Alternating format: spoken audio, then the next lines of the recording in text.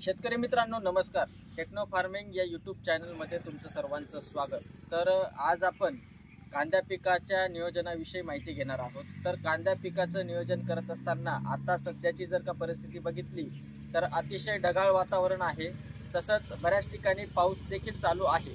तर अशा परिस्थितीमध्ये शेतकरी बांधवांनी काय उपाययोजना केल्या तर आपल्याला चांगल्या पद्धतीने कांदा रोपाचं नियोजन हे करता येऊ शकणार आहे. तर शेतकरी मित्रांनो, आता सध्या जर बघायचं झालं तर धुकेयुक्त वातावरण आहे किंवा जास्त प्रमाणात पाऊसही देखील झालेला आहे. तर अशा परिस्थितीमध्ये आपल्याला फवारणी करणं हे फार गरजेचं आहे. तर फवारणी करत असताना कुठल्या बुरशीनाशकाची निवड केली तर आपल्याला चांगल्या पद्धतीने रिझल्ट मिळणार आहे. आता कसं आहे तर सतत पाऊस हा चालू आहे.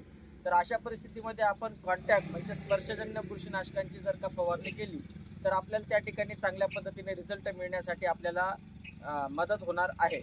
तर कॉन्टॅक्ट बुरशीनाशकांमध्ये आपण M45 घेऊ शकतो, साप पावडर घेऊ शकतो, त्याच्यामध्ये परत Z78 घेऊ शकतो, कॅप्टॅप घेऊ शकतो. तर हे स्पर्शजन्य बुरशीनाशक आहे.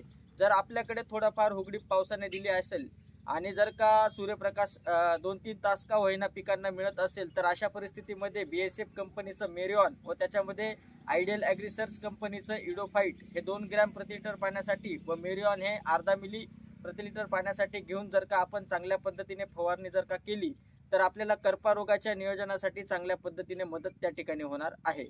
तर खत कुठलं वापरलं गेलं पाहिजे तर कांद्या पिकाचं व्यवस्थापन करत असताना खत हे नेमकं कोणतं वापरलं गेलं पाहिजे. तर खत वापरत असताना आता भरपूर प्रमाणात पाऊस झालेला आहे.